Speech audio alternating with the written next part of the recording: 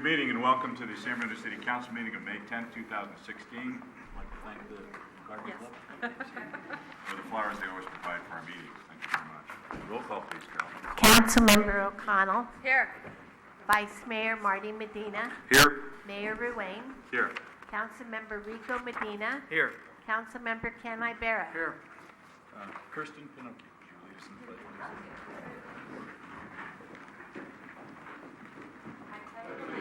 To the flag of the United States of America and to the republic for which it stands, one nation, under God, indivisible, with liberty and justice for all.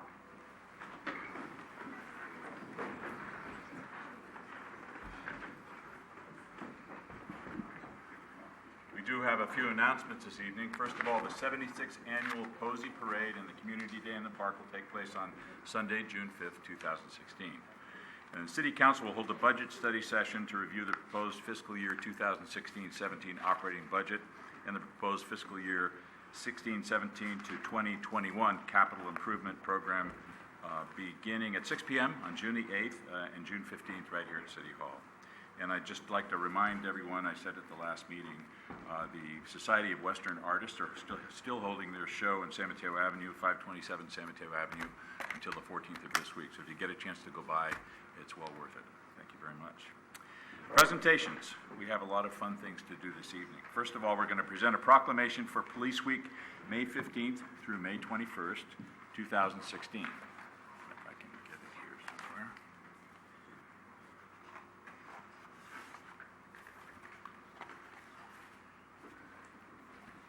I'd like to read this. City Council of the City of San Bruno, State of California. Whereas our community's public welfare and safety is greatly dependent upon our law enforcement officers, and whereas President John F. Kennedy first designated May 15th as Peace Officer Memorial Day in 1961, and declared that week National Police Week in recognition of the men and women who stand guard to protect the people of the United States through law enforcement. And whereas we honor these men and women of law enforcement who, through their courageous deeds, have made the ultimate sacrifice and service to their community, and we pay our respects to the survivors of these fallen officers. And whereas the members of the San Bruno Police Department play an essential role in protecting the rights and freedoms of the citizens of San Bruno by safeguarding life and property, by protecting our citizens against violence, disorder, and deception. And whereas the men and women of the San Bruno Police Department and all law enforcement officers unceasingly provide a vital public service despite the risks and hazards faced. And now therefore be it resolved that I, Jim Ruane, the Mayor of the City of San Bruno, hereby proclaim the week of May 15th, 2016 through May 21st, 2016 as National Police Week, and I encourage all residents to join me in commemorating law enforcement officers, past and present, who have rendered dedicated service to their community by preserving the rights and security of all citizens. Chief, I present this to you.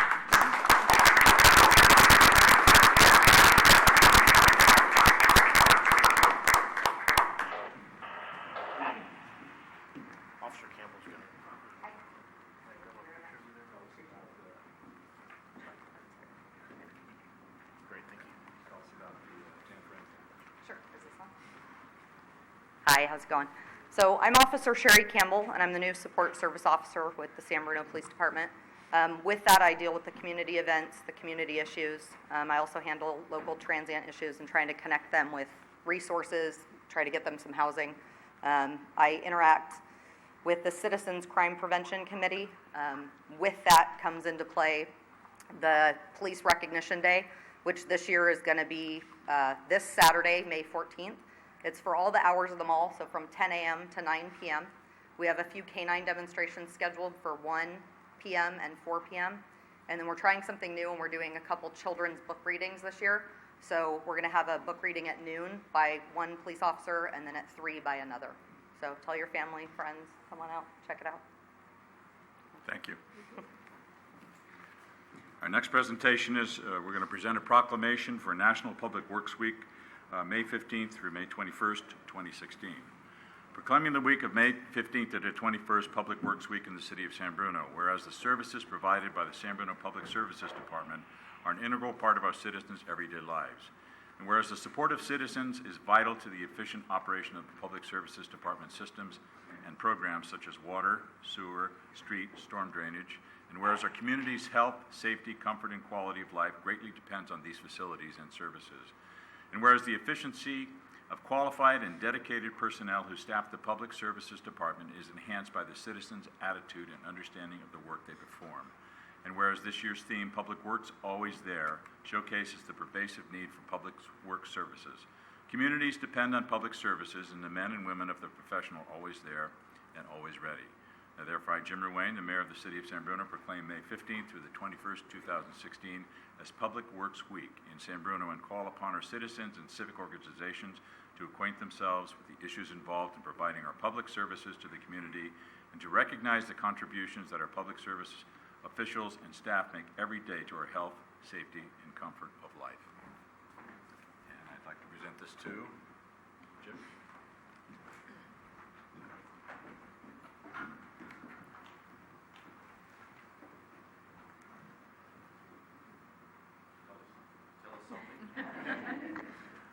Honorable Mayor, members of council, appreciate very much the proclamation, and on behalf of the hardworking and dedicated men and women of public services, we thank you for your support ongoing. This whole year we've had lots of projects and lots of challenges that we faced, and been successful to deliver the high quality services and programs, projects to the community, our residents, the businesses, and our visitors to our fair city. I'd also like to invite the council and everyone to celebrate with us Public Works Day that we're going to have on Wednesday, the 18th, from 11 to 2. I've got some flyers here that I'll leave. We'll have some hot dogs, information about our programs and services, and also have equipment demonstrations. And a particular note, this year we'll have our CCTV truck. We'll have a demo for that, and that's been instrumental in providing really good service to our wastewater group. And you may know we have 0 SSOs this year, and Dennis Bosch has been very passionate about explaining to me over and over again how that truck has saved. They have found lots of issues that they've been able to get on early, proactively, and prevent SSOs. In addition, I wanted to mention another project that we've had going on that's pretty much done is our water meter replacement project, and I have the flyer here as well for the customer portal, so citizens can get on, create their own account and track their own usage, set up alarms and notifications. But again, I appreciate the proclamation, and it's a tough act to follow with the PD having the same week, but we partner very well with PD, and we're proud of them as well, so thank you very much. Thank you.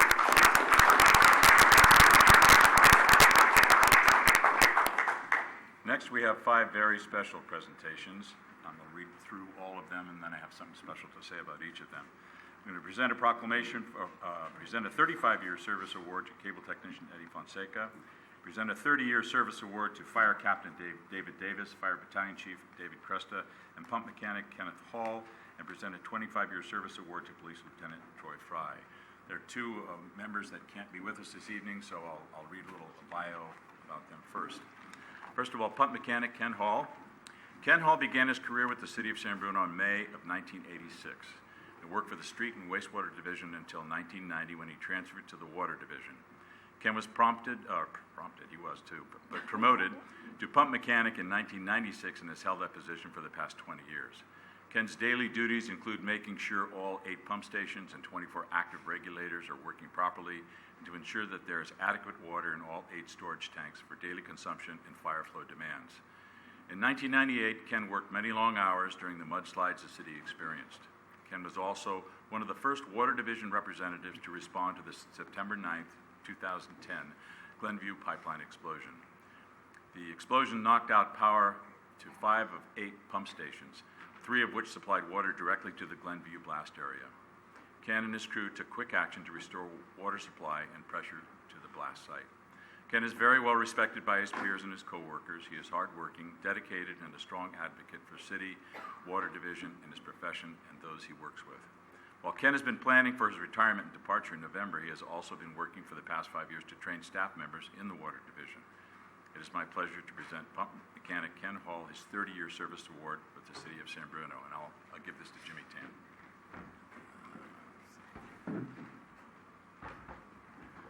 just wanted to mention, Ken Hall had a conflict tonight, a scheduling conflict, but I wanted to reiterate some of the things that the mayor said. Ken Hall has been here not only 30 years, but he's been very dedicated, and he's also been a shop steward for a long time, and sometimes management and shop stewards may not get along, but I have come to know Ken Hall to be fair and honest, and he is a huge asset to the water division, and we're going to have a huge loss when he leaves.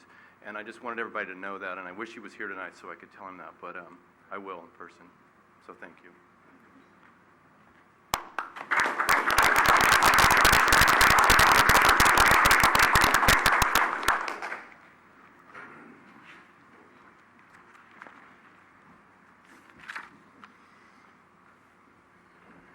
Fire Captain Dave Davis. Dave Davis is not able to join us this evening. However, we would like to celebrate his 30 years of service. Dave was hired as a probationary firefighter in April of 1986. He became a driver engineer and was later promoted to fire captain in 2004. Dave served on the San Mateo County Fire Investigation Unit since 1998 and has served as a union shop steward and association president. Dave represents the department in a professional and caring manner and takes the extra time to make sure every citizen is taken care of in their time of need. We congratulate and commend Dave Davis on 30 years of dedication to the fire service and the citizens and community of San Bruno. Chief, I'll present this to you.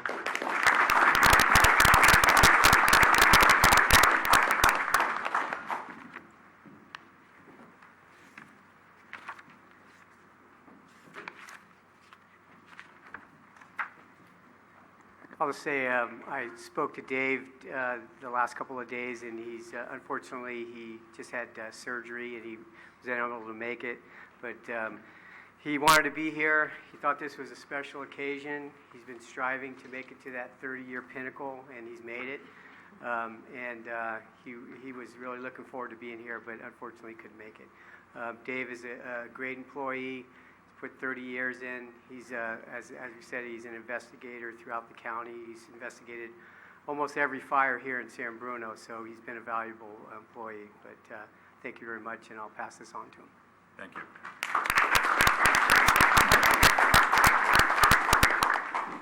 We're next going to present a 25-year service award to Police Lieutenant Troy Fry. Troy Fry proudly became a San Bruno police officer in 1991. Troy has served in a variety of assignments during his 25-year career in San Bruno.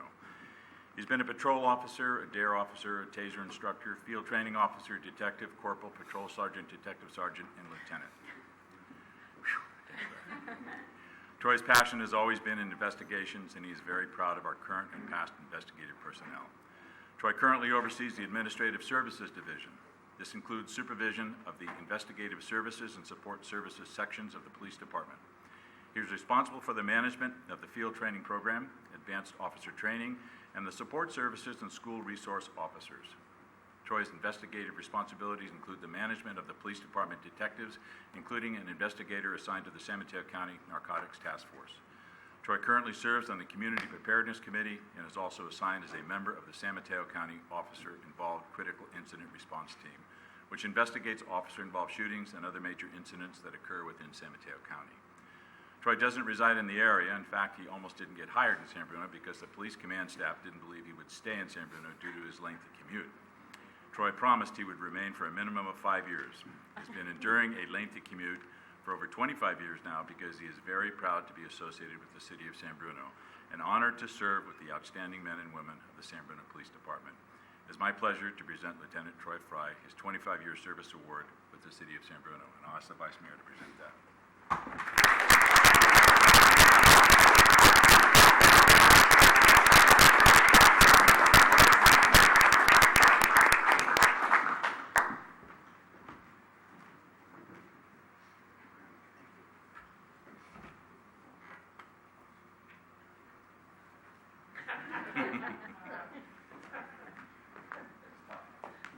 I'll make this quick, although the people at the PD probably doubt that. I just want to say thank you. I want to start off by saying thank you to my wife, Danielle, who's here. Without her support, there's no way I could have been a police officer for 25 years. So I thank her for that. You know, my family's, they're the ones that really made the sacrifice for me to be here for 25 years. A lot of time on the road with my commute and all that, but I have another family here in San Bruno that I trust and respect and care a lot about, and I couldn't even think of working someplace else. You know, I'm honored to be a police officer. I wouldn't want to do anything else. Now that I'm old enough to retire, matter of fact, Dave Cresta told me a little while ago when we were talking about how many years he had and how many years I had, because he was a police officer when I first came in. He's like, being a cop's like dog years compared to being a fireman. I probably should have been gone a long time ago. Maybe my pension's more than I thought. But, you know, I also want to thank and congratulate people like Dave who have been here. You know, it's been my honor to serve with him and many other people that work at the police department. And then I'll leave you with a saying that I like. If you don't know where you're going, you're going to end up somewhere else. And that saying means a lot to me. There are a lot of people here that showed me where to go, that kept me on the right path, to help to mentor me and basically shape me into the person I am today, not just the police lieutenant that I am. And I appreciate every one of those people. And thanks again. Thank you.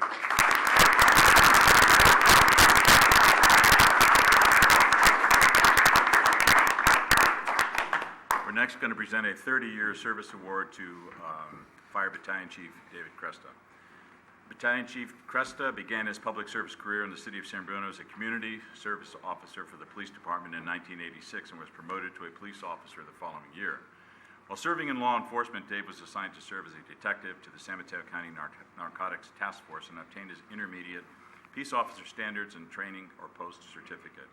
Dave became a firefighter-paramedic with the San Bruno Fire Department in October of 1993.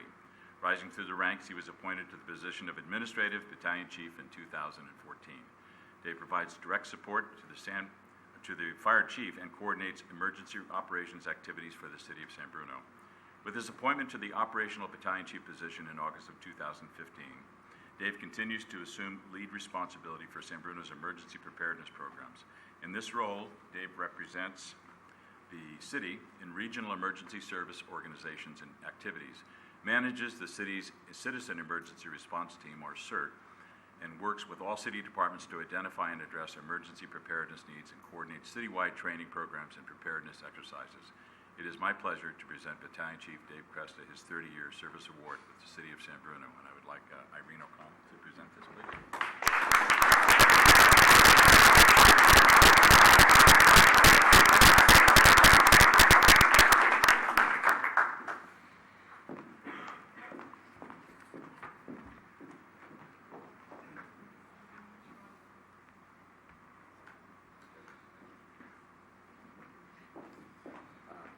Honorable Mayor, council members, thank you for this recognition. You know, I always consider myself to be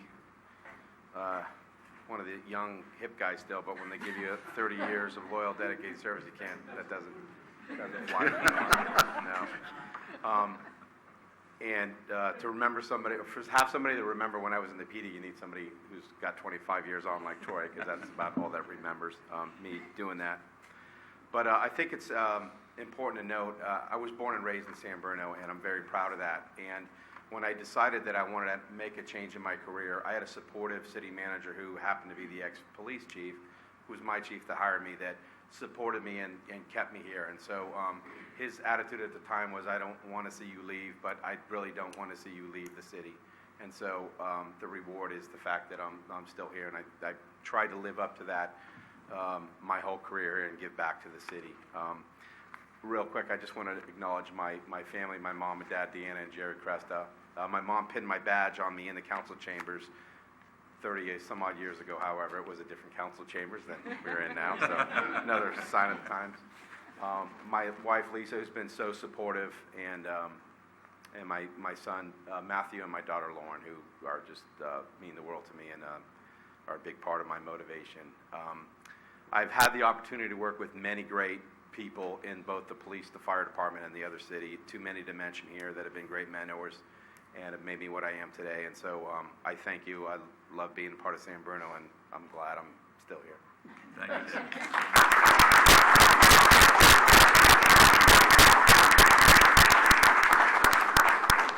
And last but definitely not least, we're going to present a 35-year service award to cable technician Eddie Fonseca. The city is very proud of our cable department that has been in operation for 45 years. We are especially proud of the fact that we have an employee in our cable department who has served our customers for the last 35 years. Eddie Fonseca has served subscribers as a technician. When Eddie was hired, the cable system offered only 36 TV channels. Today, with over 450 digital TV channels, internet service, and phone service, he has been a part of the system growth and has provided support for these new technologies and services in customers' homes. Eddie has the longest tenure of any San Bruno cable employee, past or present, and is one of a small number of employees in the entire city and its history that have served 35 years or longer. Eddie has been in many San Bruno homes at least once. In fact, long-term cable customers often request Eddie to assist them with services. Whether it's installing a new service, troubleshooting an issue, or teaching subscribers about our products, Eddie does it with patience and professionalism. It is my pleasure to present cable technician Eddie Fonseca, also a lifetime resident of the San Bruno community, his 35-year service award with the city of San Bruno. And I'll ask Rico Medina to present this.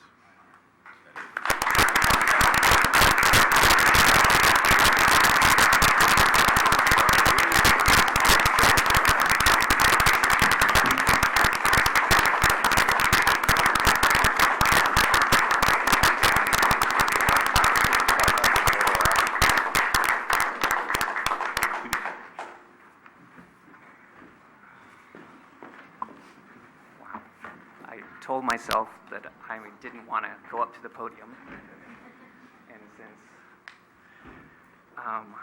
I wrote something real quick down, and I would just first of all want to take the opportunity to thank the San Bruno Cable Management for keeping everything running smoothly for all these years, and that would be Al Johnson, Steve Verbo, and Robert Miguel. And I'd also like to thank the front office. They're our version of first responders to make sure that all our customers are happy and to make all the scheduling and make sure that everybody has the equipment that they need to provide the service. And let's see. Now I want to make sure that I thank my family, my wife, my daughter here. My son's in college, so he wasn't able to attend. And I just wanted to say in a nutshell that I feel very fortunate to be working for the city of San Bruno and working with all the other departments and the staff. Thank you very much.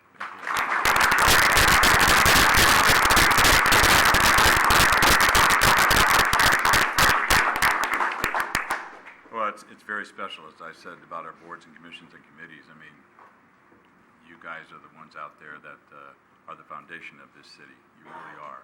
And we appreciate all of the, not just hundreds of hours, but thousands of hours we're looking at here right in this room. So thank you very much. There's some cookies left, so if you would like to, or you're welcome to stay for a very interesting meeting.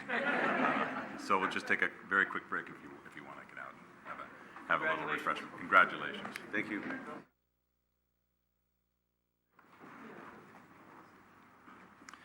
Good evening and welcome back to the San Bruno City Council meeting. Before we get into item 5, review of the agenda, I'd like to ask Connie Jackson to make an announcement that I overlooked earlier. Connie? Good. Thank you very much, Mr. Mayor. So again, tonight was a very, very special occasion with so many long-tenured employees. We appreciate the little celebration that we were able to have. And at both ends of the spectrum, we have great employees early in their careers, joining the city more recently, and those that we recognize tonight for longer tenure. And my short announcement tonight is to alert you and the members of our San Bruno community of very exciting news that we have a familiar face among our director's staff behind me. Mr. Jimmy Tan has recently accepted a promotion from his job as the Deputy Director of our Public Services Department, where he has served for approximately 2 years, to now be our full status Director of Public Services. In that capacity, Jimmy is responsible not only for the engineering and capital projects important part of our city services, but also for the work performed at our corporation yard under the capable direction of our Deputy Director, Jim Birch. This is actually our largest department. It's one that doesn't always get quite as much attention, but as you know, deals with a myriad of infrastructure and operational issues that are critical to the well-functioning of our community. So very, very proud to have been able to find somebody of Jimmy's quality and his capability, and to have him accept appointment to this very important position. Great. Thank you.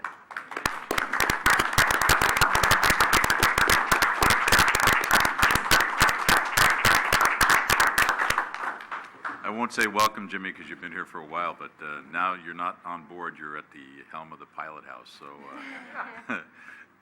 you'll do a wonderful job. Thank you very much. Review of the agenda. Anything on the agenda? Okay. Item 6, approval of the minutes of the special study session of April 26th, 2016, and regular council meeting of whenever that was, I guess. Meeting of April 26th, 2016. Any errors, corrections, or omissions? Seeing none to be approved as submitted. Consent calendar, all items are considered routine or implemented earlier council action and may be enacted by one motion. There will be no separate discussion unless requested. Any discussion or approval of the consent calendar? Through the chair, Mr. Mayor, if I could pull item D as in dog. D as in dog, okay. Anything else? If there's nothing else, move to approve the rest of the consent. Okay. On the question? All in favor? Aye. Item 7D is adopt a resolution authorizing temporary road closure of various streets in conjunction with the 76th Annual Posey Parade and 3rd Annual Community Day in the Park, and authorizing use of City Park, baseball fields, and police department assistance with traffic control for the Lions Club 76th Annual Posey Parade. Ken? I just wanted to make an announcement, and an ongoing announcement leading up to the first Sunday in June, is that the Posey Parade will be earlier this year. So the park will be closed early, and the streets will be closed early because, to make room for Community Day in the park. Posey Parade traditionally starts at 1 p.m. It will be starting at 11 a.m. this year. So a little 2 hours earlier, and get into town early. And too bad the fire department still is in here. There's going to be a pancake breakfast, I believe, at 8:30 at the firehouse. And so then you can have breakfast and then go watch the parade. So, thank you. Move to approve. Second. Okay. Motion and second on item 7D. On the question? All in favor? Aye. Great. Item 8, we have a public hearing this evening. Hold a public hearing, waive the first reading, and introduce ordinance imposing a 1.82% rate increase for Ecology San Bruno garbage and recycling services to be effective July 1st, 2016, as presented in the notice of proposed garbage and recycling rate increase mailed to all property owners. Good evening, Mayor and members of the City Council. The city's franchise agreement with Recology San Bruno allows for annual rate adjustments using a detailed and interim rate year analysis. A detailed rate year analysis is prepared every 3 years using a calculation that is outlined in the franchise agreement. An interim rate year analysis is prepared in the remaining years and is calculated using an agreed-upon cost of living adjustment.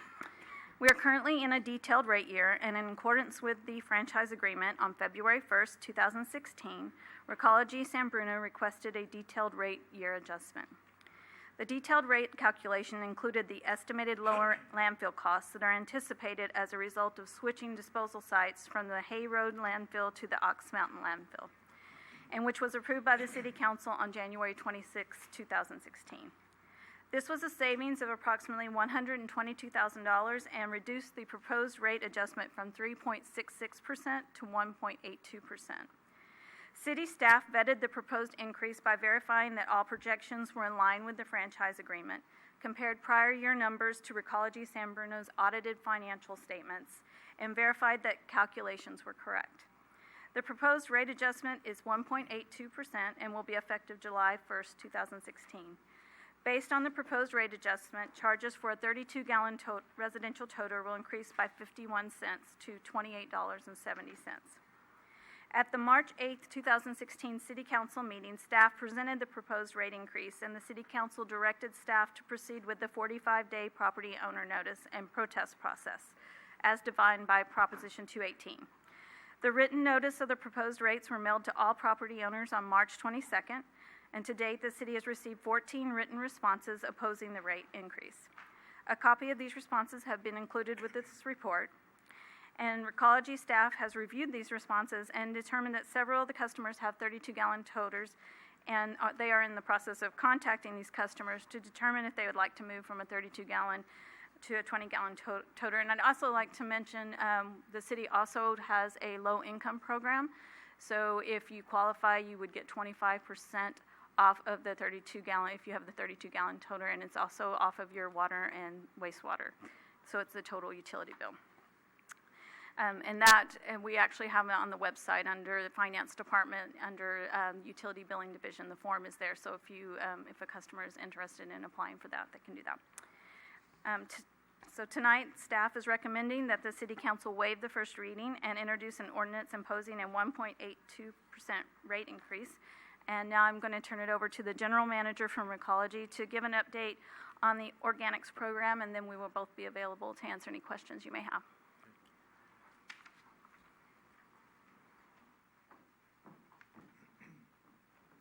Thank you, Angie. A couple of things I wanted to just announce. One was that I'd like to invite the public and the residents of San Bruno to our compost giveaway, which is this Saturday from 8 a.m. till noon up at Beckner Shelter. So they can it's a BYOB, bring your own bucket, and we'll have city staff there and Recology staff there to fill your bucket with some organically rich compost, some of which we gave away at Operation Clean Sweep this past Saturday. And we'd like to see everybody there and definitely utilize the compost. We've definitely been promoting our organics program within San Bruno to just increase the overall diversion for our city. And I will say that I'm very proud of a couple of multifamilies. Both Shelter Creek and Peninsula Place have both been self-promoting this program within their own complex. Shelter Creek has almost 500 units that are participating in the program that have requested pails. Peninsula Place has about 32% of their residents are also doing it. Artichoke Joe's has just stepped on board to utilize the organics program. They actually purchased 3 stream containers made from recycled plastic that will divide their garbage, recycling, and now organics. And upon some approvals from the planning department or the city department, they're going to utilize an entire compactor dedicated just to organics. So, Cal Recycle actually wants to use them as a promotional site. Also BJ's, which has been a long time coming. We've been working very closely with them, and our Waste Zero coordinator, Misty, has gotten them to slowly, but now are participating in the organics program. So their kitchen, they're getting 3 64-gallon toters that are serviced 3 times a week. So we've got some new, really big customers on board to help with our overall diversion. So, while she's here, any questions for Kristen? To the chair, Kristen. I think it's great that the commercial community is getting involved in organics. How does that reflect on the future of the program? Does that truly, by them diverting all that organic material, does that help in at least stabilizing the dump fees, for regular garbage and things? It helps with the overall diversion of the city of San Bruno. So when you go on to the Cal Recycle website, San Bruno will continually look better and better as more people participate in these types of programs. And how does that make me feel good? I mean, as far as being in the community, what does that mean? Because it shows that San Bruno really cares about our environment and that we're leaders in recycling. Remember, we were the ones that were leaders in the curbside program, so we really want to be the city on the peninsula that stands out with diversion. Great, thank you. You're welcome. Great. Anything else for Kirsten? Through the chair. Rico. A couple things then to staff. So my understanding is when the garbage, when you folks came to us to have the disposal switched, we went from a potential 3.66 increase to a 1.82. So that was a proactive approach to try to curtail the costs. I know the CPI in February is about 3%, though I know not everybody gets increases in Social Security or in their checks. But I was trying to market and manage and see where we were at for that versus that.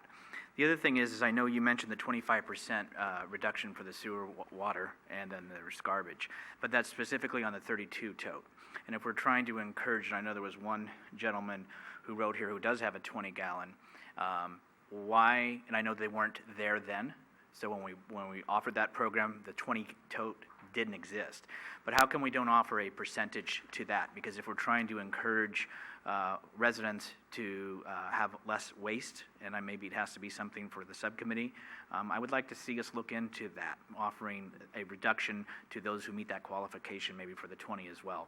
We have to go there anyway, so it's the same can, if I'm not mistaken, there's just a liner put inside, is that correct? Mm-hmm. So I didn't know if you had any thought or comment on that. No, you pretty much hit it. We didn't, when the low income rate was established, there was no 20 gallons. So we'd be happy to work with staff to look at and explore something like that. Thank you, and I don't know what my colleagues feel, but I don't think it hurts to look in that possibility too, because if we're trying to get diversion and they can go down to a 20 and they meet the low income status per the finance, then I'd like to see maybe just the dialogue and the suggestion to go out to that. I had some questions for staff, but I didn't know if Irene wanted. Okay, I'm sorry. To staff, couple things. When we put out the information for in Prop 218, I was wondering, and I was looking through, and so unless I missed it, I think it would be a nice opportunity to maybe show a comparison to the other cities. One of the letters did state we are the highest in the county. So now again, they may say, well, those are your numbers, not the true numbers, but in essence, that's information we can provide, I think. Also, I would like to see if there's an opportunity to also communicate to the residents what we have tried to do, either with the garbage company's help or with the cities working collaboratively to try to curtail costs. We always talk about why it needs to go up, but why is it going up this much versus 3.66 or 5%? And I think the more information and transparency we give to the public, they can make better decisions and understand that, and also have opportunities where they can reach out for information. So those are some suggestions I'd like to bring forward to staff for future. Great. Anyone else? Sure. Marty? Primarily to staff, and I do recognize the good that Recology does in helping our community and all the good work that you guys sponsor. So what I heard was for people that, for instance, this one letter's in here, elderly lady where she lives alone, and she thinks that she could probably almost do away with no can. Maybe have a can pick up every so often, not every week, but I know there's a problem with that, with it being that rodents and having stink and smell and sanitation reasons. But I was thinking of perhaps if there could be a way for that one person that really generates very little to utilize a neighbor that says, hey, you know what, my neighbor next door, put your one bag, little bit of garbage in, and I'll share it with you. And that person would not have to pay the garbage. So it's something that also for somebody that is really good at composting and really minimizing their garbage, what I have heard was, my rates are going up and I'm doing good. I'm composting. I'm finding ways to reduce my footprint of the garbage that I'm creating. So how can we also look at something like that for them? That was my comment to you. Okay. My only response to that, and I will certainly, follow up with staff, is that there is still a cost for the service to pick up the recycling, and there's a cost of the service to pick up the composting. So I definitely applaud all of our residents that are working so hard to do the composting and recycling as well as they are. There is still a cost that's associated with picking those cans up on a weekly basis. So we did institute the 20-gallon to applaud those residents that are doing that so they can take advantage of a lower rate.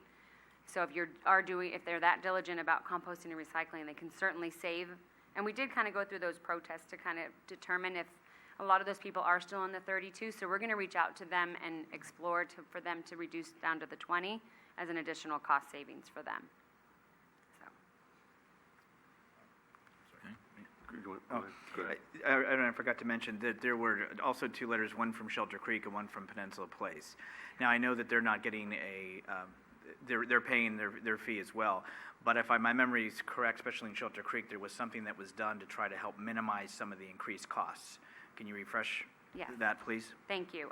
For both Peninsula Place and Shelter Creek, we deliver them a debris box when they need it for the bulky items, and there's no additional cost for that bulky item. We've also taken some of the cost away for them for their landscaping, so we pick up the green waste debris boxes over at both of those locations at no additional charge to kind of more simulate what our residents get on a weekly basis. We want to give that to the multifamilies as well, so they are receiving that. And then final, isn't there some legality as far as we can't just arbitrarily go to biweekly? I know the city of San Mateo discussed that amongst the council at one point, and that was kind of walked back.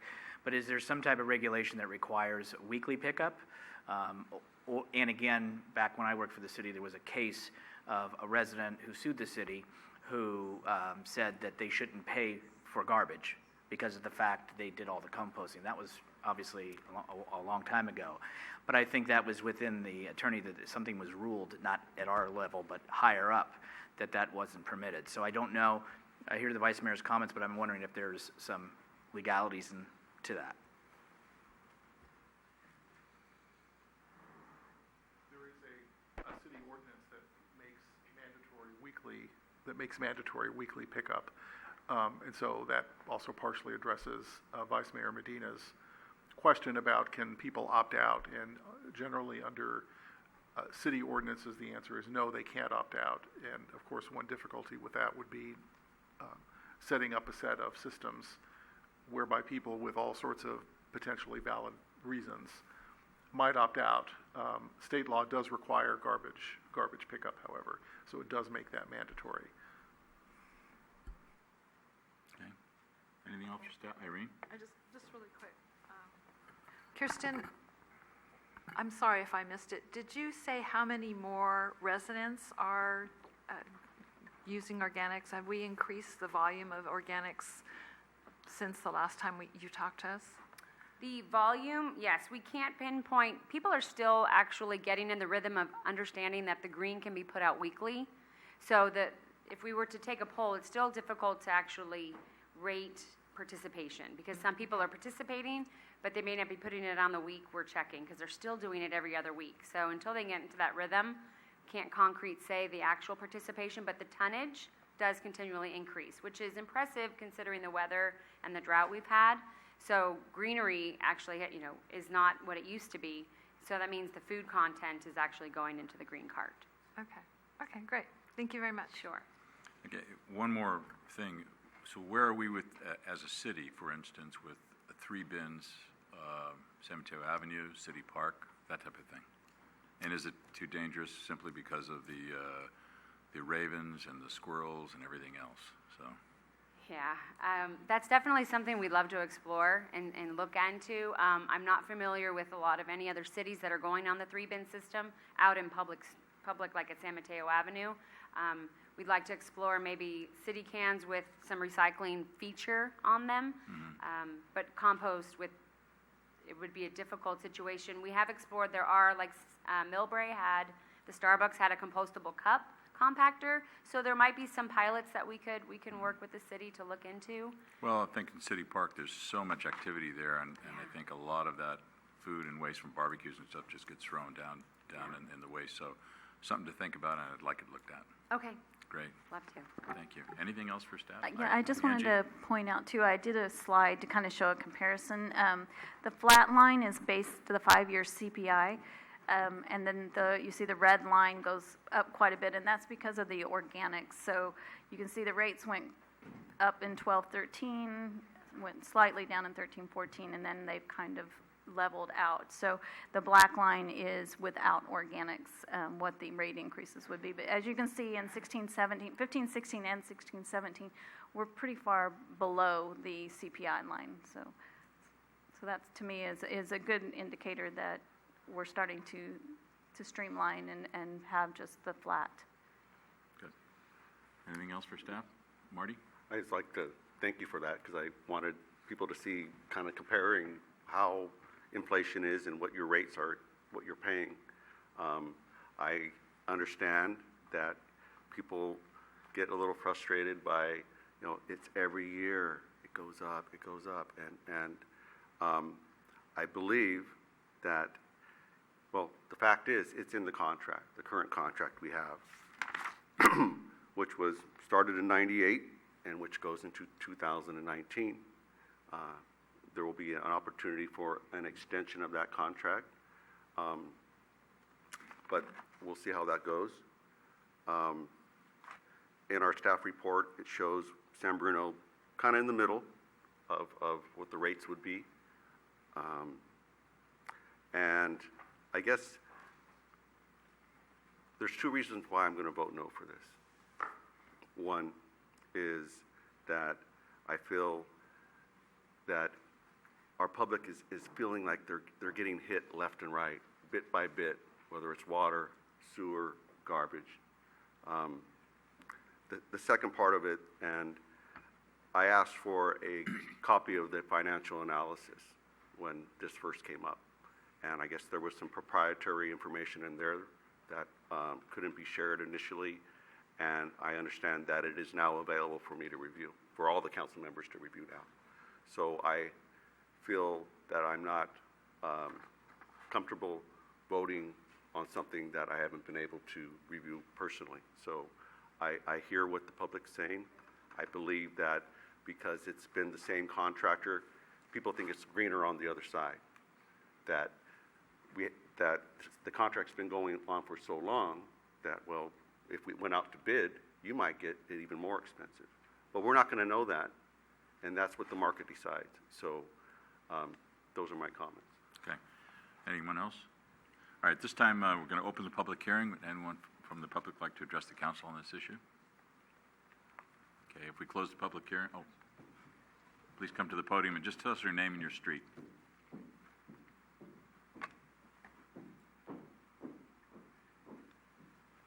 Hi, Deborah Gignoli. I live on Hazel Avenue. I actually didn't come to speak. I just came to drop off a letter, but I heard a comment regarding the smaller tote, the 20-gallon. I actually requested one of those one time. They came, they dropped it off. We took the garbage from the bigger tote to put into that one so that they could take the 32 away. And the insert is at an angle. It's like a V like this. So when you put even one bag in, it pretty much fills up the garbage. So that 20-gallon doesn't go very far. So I just kind of wanted to point that out, that maybe if it was a flat bottom, more people might request it because you could fit more garbage in, but the way it is, it doesn't go very far. So I just wanted to mention that. All right, thank you. Anyone else from the public? If we close the public hearing, you're going to be precluded from talking to us on this. Is there a motion? So moved. Second. Motion second to close the public hearing. All in favor? Aye. Aye. Okay, anything else for staff or action by the council? I'll make a motion to, waive the first reading. Second. Motion to waive the first reading in a second. All in favor? Aye. Opposed? Hold on. So if I say no to the reading, does that mean I'm saying no to the actual? No. Okay. No. Okay. It just means he doesn't have to read the whole thing. All right. So I don't want you to do that, Mark. all right. Would someone like to introduce the ordinance? I'll introduce. Councilmember Ibarra. Aye. Councilmember O'Connell. Aye. Councilmember Rico Medina. Aye. Vice Mayor Martin Medina. No. Mayor Ruane. Aye. Item number 9, public comment on items not on this agenda. It is the Council's policy to refer matters raised in this forum to staff for investigation and/or action where appropriate. The Brown Act prohibits the council from discussing or acting upon any matter not agendized pursuant to state law. Would anyone like to address the council under public comment? Okay, get right into conduct of business. Item 10A, the first item is appoint the citizens to fill vacancies in the Parks and Recreation Commission and the Bicycle and Pedestrian Advisory Committee.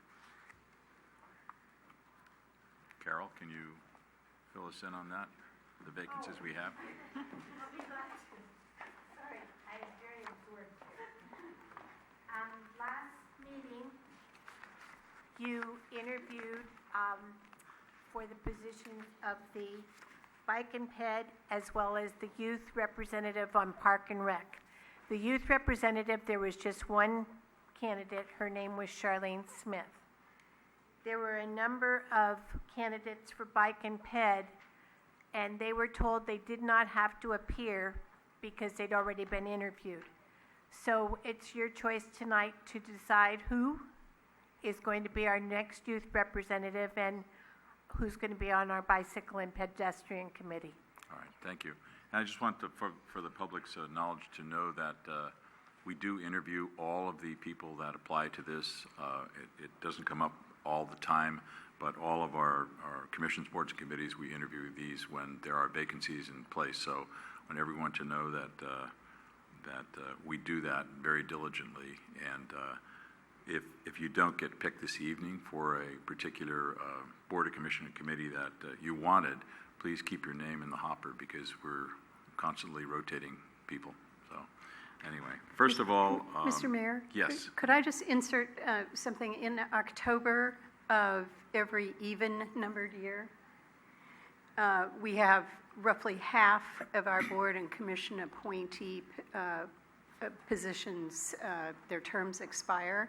And so people who are interested in serving on a board or commission, that is probably the best available time. We try and advertise that pretty widely, but since we're talking about it tonight, it would be useful for members of the public who might be watching to know that that is a particularly good time to pay attention. If you have an interest in a board or commission, to submit an application, because the City Council conducts a more comprehensive interview process at that time. Great, very good point. Ken? And I'd like to add that if you have interviewed in the past and were not appointed, feel free to interview again if it's been a year or longer. And just like what the city manager said, come out in October because it really refreshes our memory and things might have changed. Good. We'll just take typically nominations from the City Council, and then we'll vote on each one. So the first, obviously, is the Park and Rec youth representative. Through the chair? Yes. I'd like to nominate Charlene Smith, please. Okay. Second. There is a motion and a second, and since she's the only one, all in favor? Aye. Congratulations, Charlene. And we have Bicycle and Pedestrian Advisory Committee. Are there any nominations? Through the chair, Marty? I'd like to nominate Malcolm Robinson.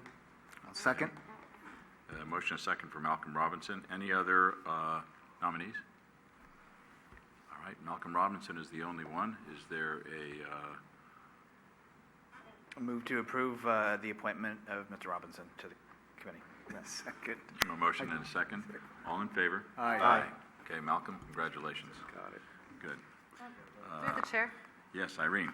I would also like to recommend that people who are interested and that were not appointed, all those meetings are open, so it's a good idea to go and participate as a member of the audience. People listen to you, and you'll get to know what's going on. So don't give up, and be aware of what's going on. Thank you. Great. Marty? As a perfect example, Malcolm, he sent me an email a while back after he didn't get it the last time. And he applied to 5 different committees, and he went through 3 interviews. So he made it. So don't give up. Yeah, 3's a charm, or the 4th. And 2 dinners, and how many? Right. Oh, no, never. No, he's been around for a while applying, and I'm glad he's on board. That's And a I good thing. understand he's also starting a neighborhood watch group up in his neighborhood. Great. So stay involved. Great. Item 10B, Received the third quarter financial report as of March 31st, 2016 for the fiscal year 2015-16 operating and capital improvement program budgets. Good evening, Mayor, members of the council. The city's third quarter budget report is prepared in order to compare the revenues and expenditures in the first 9 months of the current year with both the budget and the first 9 months of the previous years. So as you can see, in the current percentage of revenues, we're at 63% compared to 67% in the previous year. However, revenues are up $301,000 and a total 1%. So when you compare it, we do have these two. I pointed them out because they still are showing as negative. These were also reported to you in the first quarter, and I believe the mid-year report. So I'll go down the line. With property tax, we're up 11% when compared to the prior year, and it is at 65% at the current budget, which is an increase of $546,000 when compared to the prior year. Sales tax is down 17% when compared to the prior year, and with 7 months of revenue received, this revenue source is at 44% of the current budget. The majority of this decrease is still due to a timing difference related to the triple flip unwind. However, staff is also estimating that the year-end revenues in this line item will be below budget. Overall, general fund revenues are projected to come in over budget, so we're not asking for a decrease in this revenue at this time.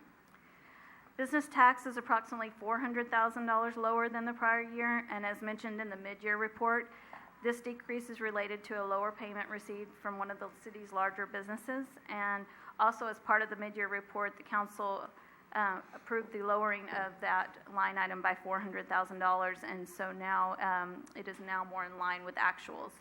It's also important to note that this reduction will carry on into the next fiscal year and will be reflected in the 16-17 budget, so we don't anticipate this business bringing in much higher than what they did this year. Motel hotel tax, this revenue is showing a 6% increase, or $126,000 over the prior year, with only 8 months of revenue being received.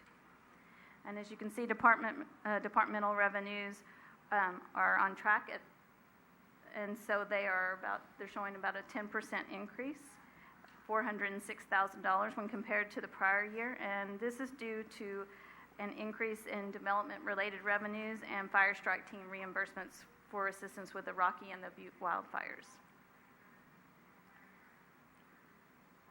Okay. And on to the expenditures. On expenditure side, we're doing very well, as you can see, with 75% of the year.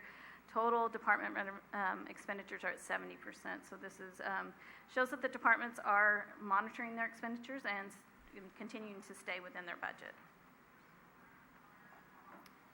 Just to quickly go over the enterprise funds, revenues are actually $71,000 higher than the prior year, and expenditures are at third quarter are at 51%. Now, this is below 75% because we've started including the CIP, and in previous years we only did the operating, so now we're showing you with the CIP in there. So they're in various stages of completion. You know, you have some that are in design, and Jim mentioned the water meter project's almost completed, so they're different stages. So with the wastewater fund, revenues at third quarter were approximately $335,000 higher when compared to the prior year, and this increase is due to 9 months of rate increases from the 5-year rate adjustment schedule. Expenditures also, same as water, they are at 34% of budget, and this is also due to the CIP projects being in various stages of completion. Cable television fund revenues at third quarter are at 65% of budget, and this is below 75% due to the approved rate increase not taking effect until September, and the budget was prepared with the assumption that it would be taking effect as of July 1st. With 75% of the year complete, expenditures are at 58%, and that is below 75% because the Shelter Creek Fiber to the Home project is not scheduled to begin until June of 2016. I also wanted to mention with the water and the wastewater, we're always a month behind.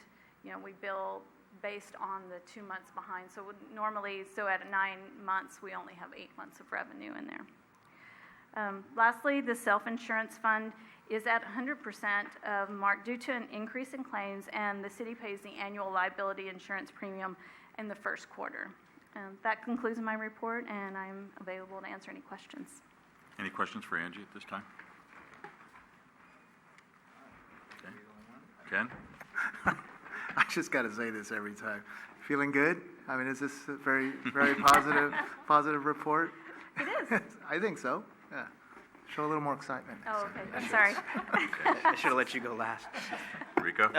Real quick, I know we have a budget study session next month, and I know it's not detailed here. I'd asked a while ago for update and at least an accounting of the Glenview Trust, where we're at, what we have left, the projects that we have. It was anticipated about 3 or 4 months that it could maybe have an update of where we're at, since we're getting, hopefully, to a point that we can forecast. So I would ask my colleagues' approval to bring that forward in great detail so that we can very much look at it. Sure. Okay. Anyone else? Okay, this is informational, so thank you very much, Angie. Item 10C, adopt a resolution authorizing the city manager to execute a contract with St. Francis Electric for traffic signal equipment installation in a total amount not to exceed $1,620,196 over 5 years, and appropriating $60,000 from the General Fund Capital Reserve Fund to cover the cost of the 2015-16 work program. Good evening, Honorable Mayor, members of the City Council. The city's capital improvement program includes both the traffic signal rehab and the traffic signal priority control system projects. And I'll briefly go over the traffic signal rehab project, while the chief will go over the traffic signal priority control system. The city has a total of 39 signalized intersections, of which 18 are owned and operated by the city, and 21 owned by the state of California, or Caltrans. The Caltrans maintained traffic signals are indicated in blue, as you can see on the slide, and the city maintained signals are indicated in red.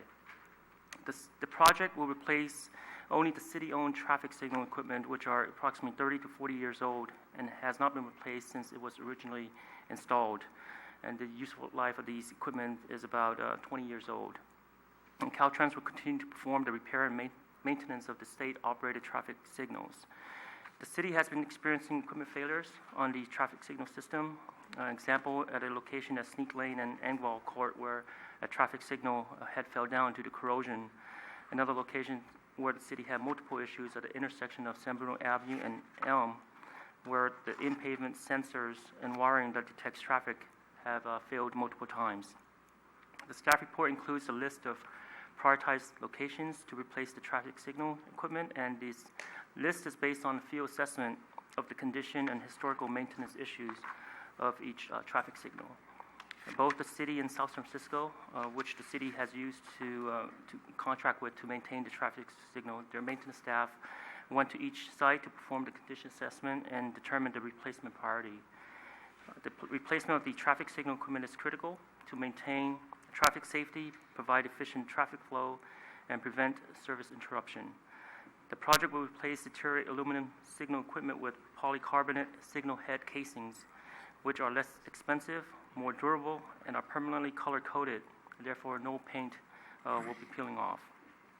In addition to the traffic signals, the in-pavement traffic signal detection sensors will be relocated from in-pavement to overhead system. By having the detection sensors overhead, it will reduce future cost, where in-pavement sensors will need to be removed and replaced during construction of pavement or pipeline projects. The overhead system will also be capable of detecting bicycles, which the current in-pavement sensor cannot. Each traffic signal will also have a retro-reflective backplate border, which the Federal Highway Administration indicates will improve signal visibility and may result in a 15% reduction in collisions. Now I'll turn it over to the chief to discuss the traffic signal priority system. Hello, Honorable Mayor and council members. Signal priority systems were first installed in San Bruno in 2005 along the El Camino corridor to enhance emergency response for both fire and police first responders. Traffic priority systems help eliminate traffic congestion by changing signal lights well before the emergency responders get to the signal light. The 2005 signal technology utilizes an infrared signal, which signals the light to turn green through a transmission in the light bar. That off? Yeah, sorry. The 2005 Signal priority technology utilizes an infrared signal which signals the light bar to turn green through a transmission in the light bar of each vehicle. The system needs direct line of sight transmission and covers up to 1,500 feet. Large vehicles can block the transmission, not allowing the signal to change. The system have to be maintained every 6 months. The infrared technology system has become outdated. The proposed updated GPS technology would activate the signals from up to 2,500 feet sooner and does not need direct line of sight transmission to operate. These systems are proven to be safer and far more efficient. There is also less maintenance and also notifies first responder vehicles approaching the intersection so that collisions can be avoided. Unfortunately, we do have collisions when we respond to emergencies. Recently, an engine and truck collided responding to through an intersection in a neighboring jurisdiction, totaling both their truck and engine and injuring 2 firefighters. These studies have shown that traffic priority systems can reduce the chance of traffic accidents in intersections such as these by up to 70%. Financial liability can also be a concern. In Southern California, a fire department recently settled a case for $15 million when a pedestrian was injured by an apparatus who collided through an intersection. Signal priority systems can reduce financial liability as the rate of accidents decrease. Delays can also be a matter of life and death when responding to cardiac arrests, fires, and police-related activities.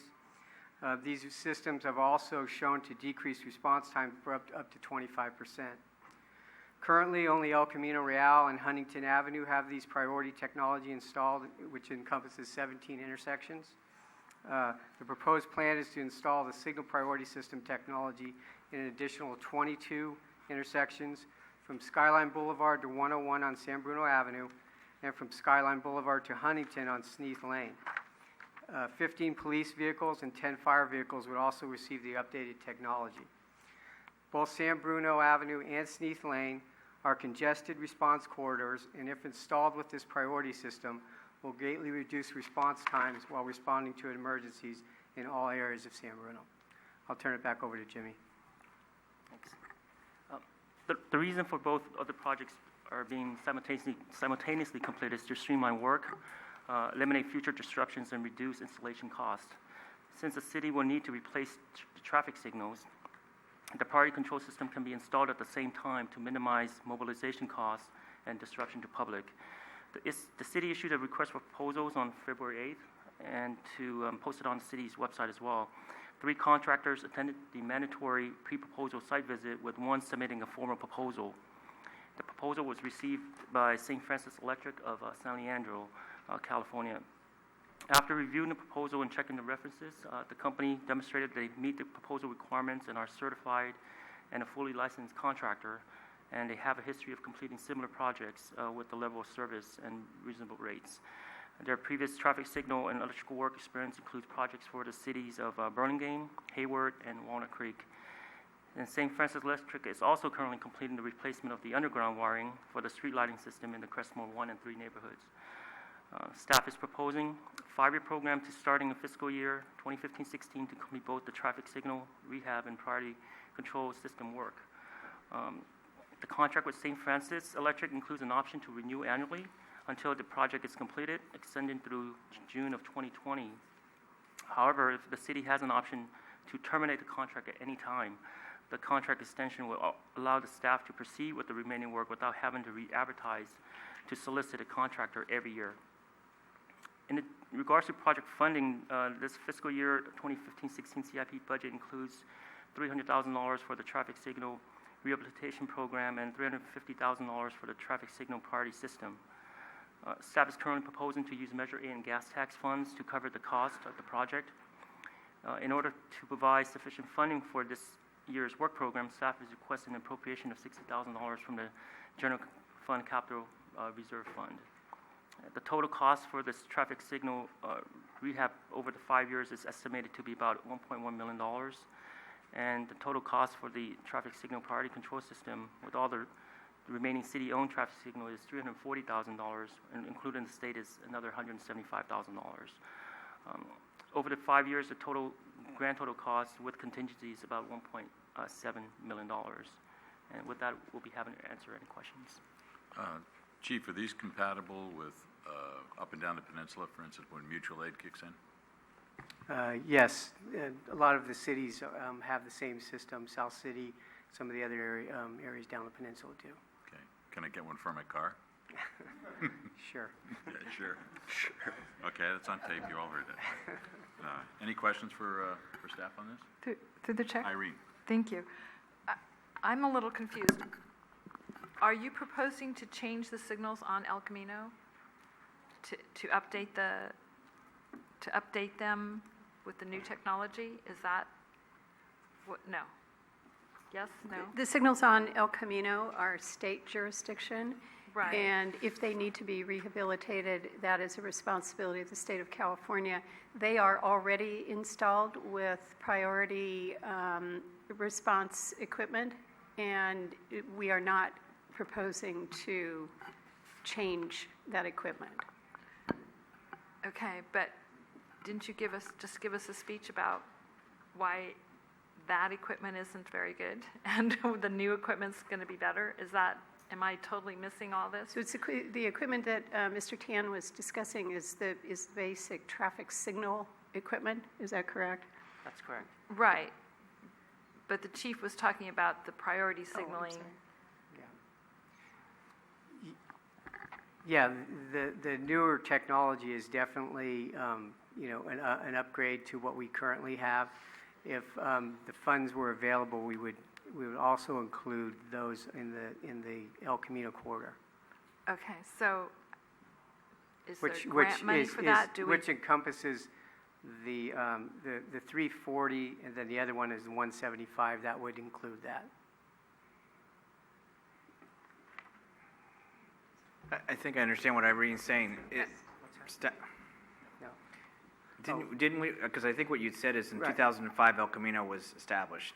Right. And now you're saying that there's new, better technology. And I think the council members is then, shouldn't it be put in the 2005 equipment that we've had since then? And so I think that's what you were.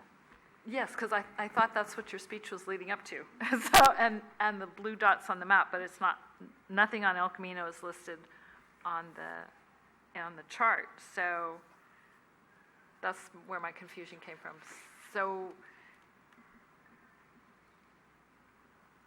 So how do we get El Camino updated? I understand it's the state. I understand we don't have the money for it, but do we apply for grants? What do we do? So at this point, our focus was on those locations where the priority override does not currently exist. And that's what's included in this staff report. We would be happy to look at what it would take to either update or replace those signals along the El Camino corridor, or the priority control system along the El Camino corridor. One of the things that this program recognizes, the way that staff has laid out the timeline, is that the state-owned locations will require pretty significant coordination with Caltrans. And so I think if the council was willing,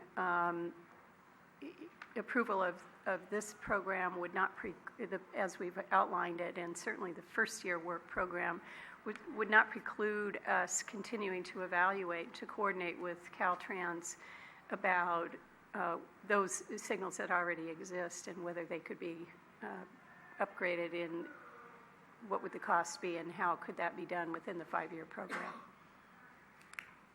Okay, I would be, and I would assume the rest of the council would be very interested in that, because El Camino obviously is a corridor that gets you everywhere, just about. So that's what I would like to know about. So the upgraded system just refer to the signal, the lights themselves, or our equipment too? Does our equipment have to be modified? Sorry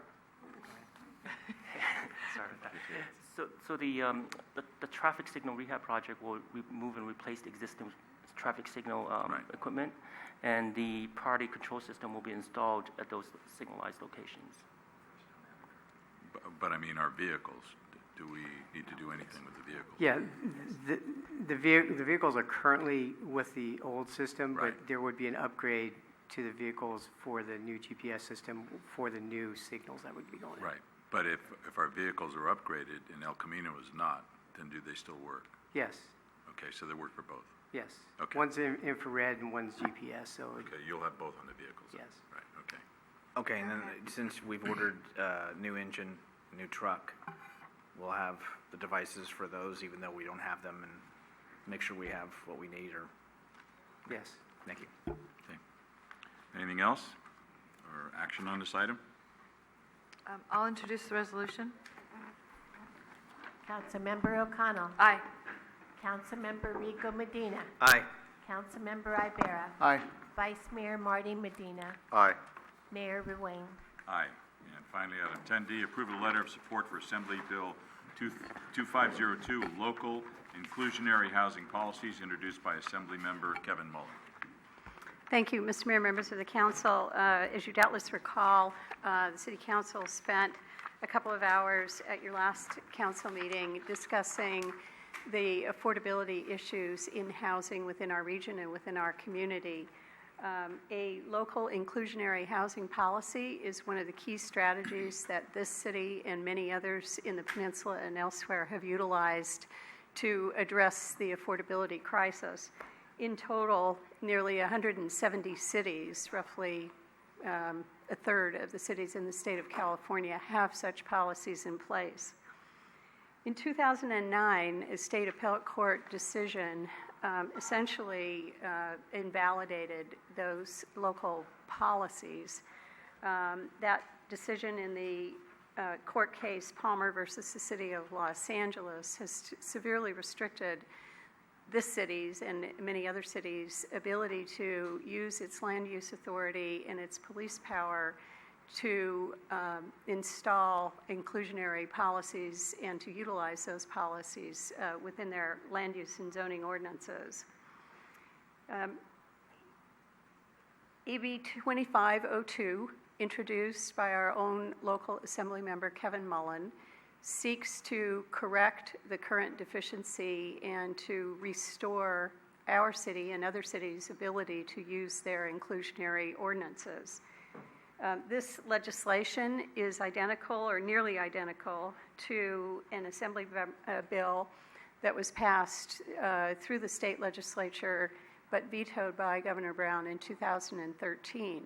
That bill was vetoed with some very specific requirements or interests by the governor at that time, and those interests have now been addressed. In particular, the governor was concerned about a case that was pending in San Jose, which sought to challenge that city's 15% inclusionary ordinance as unconstitutional on the basis of the Fifth Amendment of the Constitution.